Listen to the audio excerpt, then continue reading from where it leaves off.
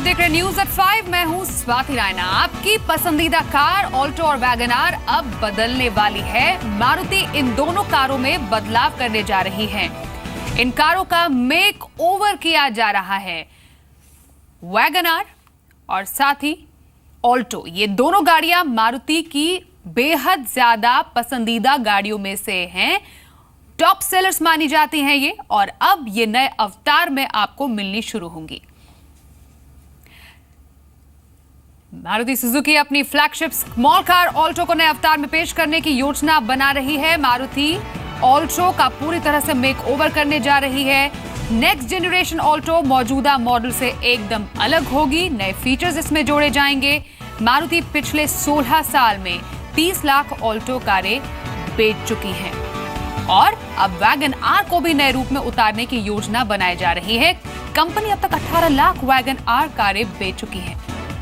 आपको बताएं कि मारुति को स्मॉल और हैचबैक कार सेगमेंट पे दूसरी कंपनियों से तगड़ा कंपटीशन मिल रहा है। चलिए, और बातचीत के लिए मेरे सहयोगी नंद कुमार नायर इस वक्त न्यूज रूम से हमारे साथ जुड़ गए हैं। जाहिर तौर पर अगर वैगन आर और ऑल्टो की बात की जाए, बेहद हॉट सेलिंग कार्स में से मानी जाती हैं। ये मेक ओवर के पीछे क्या कंपनी रीजन बता रही है? 2-3 वजह है स्वाति। अगर विस्तार से अगर इसको समझाने की कोशिश करूं तो वो ये कि एक तो जो भारत स्टेट जो नॉर्म्स जो चेंज होने जा रहे हैं, सबसे बड़ी वजह वो है क्योंकि उसके बाद गाड़ियों में बदलाव लाजमी है। क्रैश टेस्ट है, ऊपर से स्टेज 6 के जो नॉर्म्स जो सीधा जंप करना है वो, यानी कि तकनीकी जो बदलाव हैं वो काफ़ी सारे करने हैं। जब इतने सारे तकनीकी बदलाव करने हैं तो क्यों ना एक नई गाड़ी उतार दी जाए या उसमें पूरे नए ढांचे पे बनाया जाए, जो कि लाजमी है। उसके अलावा ये जो सेगमेंट है, जो एंट्री लेवल हैचबैक सेगमेंट है, इस सेगमेंट में कुछ ज़्यादा हो नहीं रहा और काफ़ी टाइम से जो मारुति का पूरा एम्फेसिस था वो नेक्सा प्लेटफॉर्म पे था, उस गाड़ियों पे था। यानी कि ब्रेजा और बलेनो जैसी गाड़ियों पे ज़्यादा फोकस रहा, या शियास पर। अब फोकस हटने की ज़रूरत है क्योंकि उस सेगमेंट में और प्लेयर्स ने एंट्री मार ली है और अच्छे वॉल्यूम भी जनरेट करने लगी है, जैसे कि क्विड या फिर अब रेडिगो। ये वो गाड़ियां हैं जो कि उस लो हैंगिंग फ्रूट, जो कि मारुति को कहा जाता था कि सबसे ज़्यादा वॉल्यूम जनरेट करती है, उस मार्केट में एक हिस्सा लिया जा सकता है। तो उस हिस्से को पाने के लिए सभी मैन्युफैक्चरर उतर चुके हैं। टाटा भी कुछ समय में एक और छोटी गाड़ी पे काम कर रही है, ला सकती है। यानी कि अब उस पर्टिकुलर सेगमेंट में भी एक बार फिर से कंपटीशन आने वाला है। ऐसे में लाजमी है कि मारुति, जो कि लीड करती है ऑल द वे, सबसे पहले आगे रहती है, सबसे ज़्यादा वॉल्यूम जनरेट करती है, उसके लिए अपनी मार्केट बचाने के लिए कुछ ना कुछ मेकओवर जरूरी है। और ये वो गाड़ियां हैं जो कि सबसे ज़्यादा वॉल्यूम जनरेट करती है, 2 से 3 लाख मार्केट को बचाना, कंपटीशन क्योंकि इसी सेगमेंट में बाकी गाड़ियों से भी है, क्योंकि नई गाड़ियों में मेकओवर की तैयारी है। जो करंट गाड़ियां हैं, जो करंट नॉर्म्स के तहत चलती है, उनका क्या होगा? क्या उन्हें बंद करने की योजना बनाई गई है कि उन्हें अपग्रेड भी किया जा सकता है? बंद तो नहीं किया जाएगा क्योंकि बंद करने में काफ़ी समस्याएं आ सकती हैं। दोनों गाड़ियों को इकट्ठे रखा जा सकता है क्योंकि आपने देखा होगा कि एक ही सेगमेंट में मारुति के लिए तो ये बात वैसी मशहूर है कि हर 25,000 के गैप पे एक गाड़ी मौजूद है। यानी कि इस हिसाब से मारुति अगर सेगमेंट के आसपास एंट्री लेवल पे ही 2 गाड़ियां भी रख दे 10,000 या 15,000 के गैप पर, तो भी कोई बड़ी दिक्कत नहीं होगी। दोनों गाड़ियों को साथ में रख सकती है तब तक जब तक कि नॉर्म्स पूरी तरह लागू नहीं हो जाते, और बाद में फेज आउट कर सकती है, जो कि कोई बड़ी बात नहीं होगी।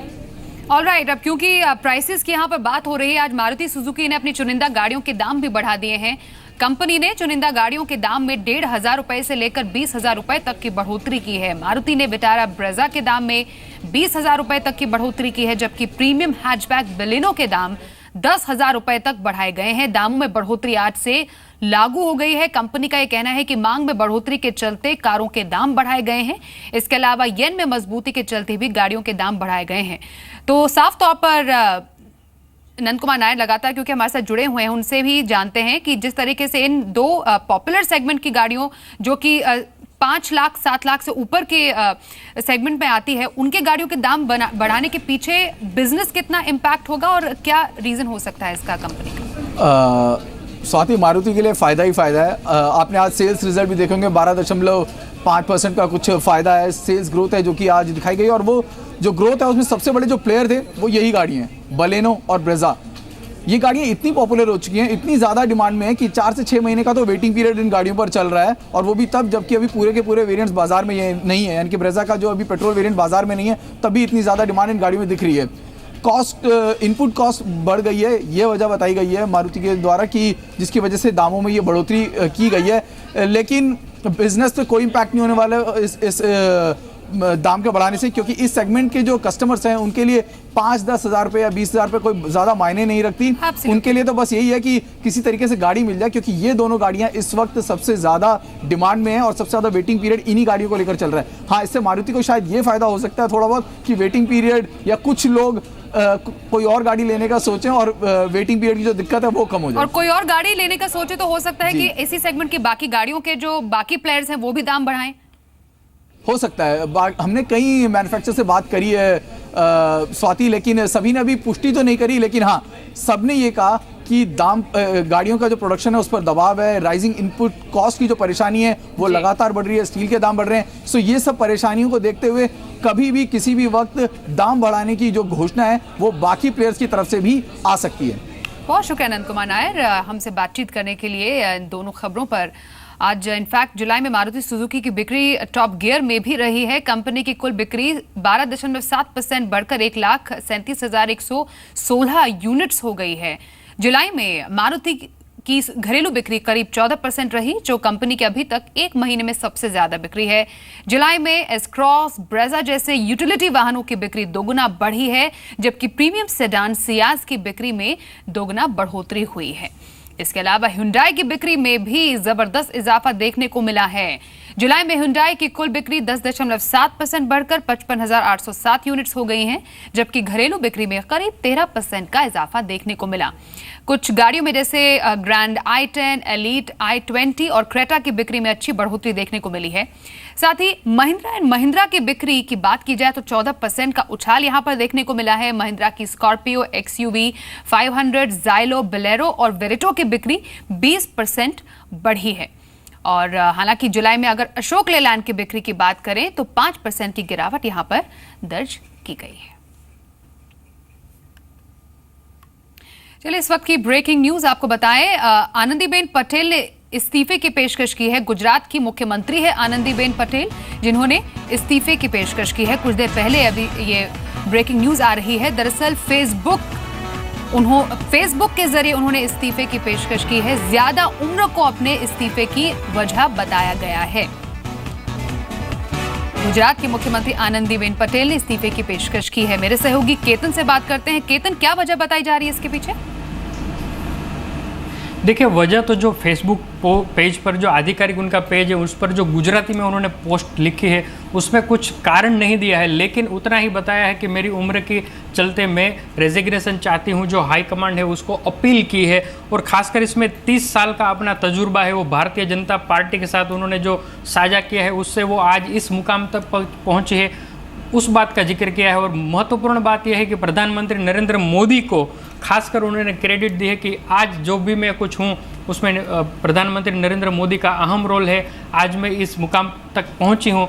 तो ऐसा कह के उन्होंने एक बात है वो छेड़ दी है, वो रेजिग्नेशन ऑलमोस्ट उन्होंने दे दिया है, ऐसा कह सकते हैं। अभी आधिकारिक पार्टी की ओर से कुछ भले ही न आया हो, लेकिन उन्होंने मन बना लिया है। उनके जो सूत्र है उन्होंने भी हमको कंफर्म कर दिया है। लेकिन पर्दे के पीछे की जो बात है वो अहम बात है कि वो खुद पाटीदार होने के बावजूद भी पाटीदार आरक्षण आंदोलन गुजरात में ऐसा तेजी से फैल गया कि न केवल आनंदीबेन पटेल को लेकिन समूची पार्टी को इसका खामियाजा भुगतना पड़ा। और बैक टू बैक दलित आंदोलन भी इतना जोर पकड़ता गया कि शायद ही गुजरात के इतिहास में इतना हुआ हो कि गुजरात को इस तरह की बदनामी का सामना करना पड़ा हो। ये एक दूसरी वजह है। इतना ही नहीं, लेकिन खुद पाटीदार होने के बावजूद वो कंट्रोल नहीं कर पाई और इसकी असर है वो दूसरे राज्यों पर भी फैल गई, खासकर उत्तर प्रदेश में। केतन, आप हमारे साथ बने रहिए क्योंकि बीजेपी लीडर नरेंद्र तनेजा जी से बात करते हैं। नरेंद्र जी, आनंदीबेन पटेल ने इस्तीफे की पेशकश की फेसबुक के जरिए, क्या वजह मान सकते हैं इसकी?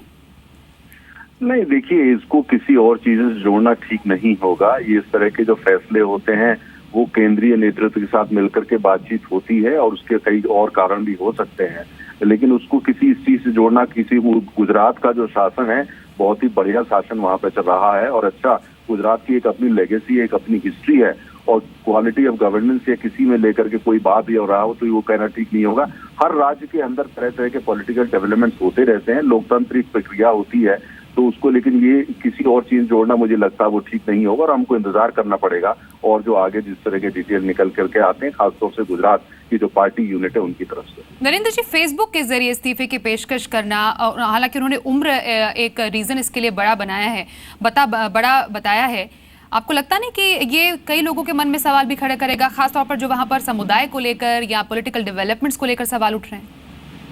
नहीं, देखिए अब भारतीय जनता पार्टी के अंदर भी, और आपको पता है फेसबुक पोस्ट, और आजकल तो पूरी दुनिया के अंदर जो है भारतीय जनता पार्टी तो बिल्कुल टेक्नोलॉजी में यकीन भी रखती है, अपने अपने व्यूज देते हैं। कोई व्यक्ति अगर मुख्यमंत्री है या पार्टी में बड़ा नेता है तो अपने व्यूज प्रकट कर सकता है। फेसबुक एक पावरफुल मीडियम होता है, लेकिन जैसा कि मैंने कहा कि उनको अन्य चीजों से जोड़ना और उसके जो इंटरप्रिटेशन देना, मुझे लगता है कि ये ठीक नहीं है।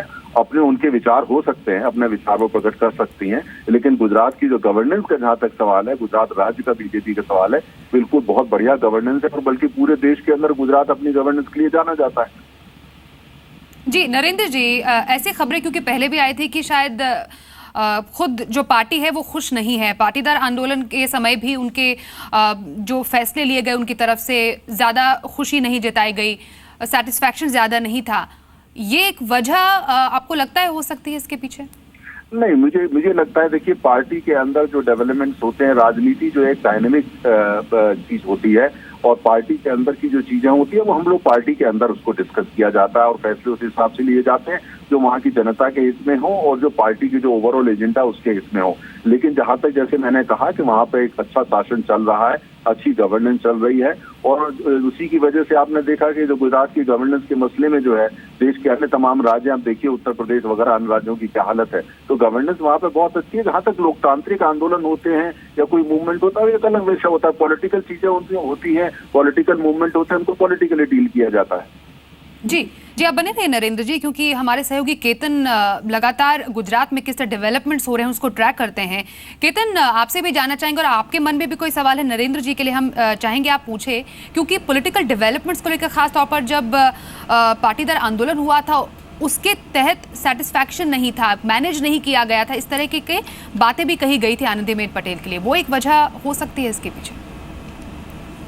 देखिए, कुछ चीज़ें मैं इसमें जोड़ना चाहूँगा। अब जो गुजराती में उन्होंने पोस्ट लिखी है उसमें लास्ट टू लास्ट पैरा में उन्होंने कहा है कि 2 महीने पहले भी मैंने इस्तीफे की पेशकश की थी, क्योंकि मेरे 75 साल पूरे हो रहे, और एक ऐसी परंपरा सामने आई है बीजेपी में कि जो 75 साल के हो जाते हैं वो रिटायरमेंट ले लेते हैं। ये जो एक परंपरा शुरू हुई है उसका मैं सम्मान करती हूँ, लेकिन मैं ये यहाँ जोड़ना चाहता हूँ, भले ही नरेंद्र तनेजा जी एक पार्टी के कार्यकर होने के नाते वो न बता रहे हो, लेकिन जो पाटीदार आंदोलन हुआ है उससे कहीं ना कहीं न केवल भाजपा के, लेकिन जो नरेंद्र मोदी की इतने साल की इमेज है उसको की कहीं ना कहीं थोड़ा सा तो धक्का लगा ही है।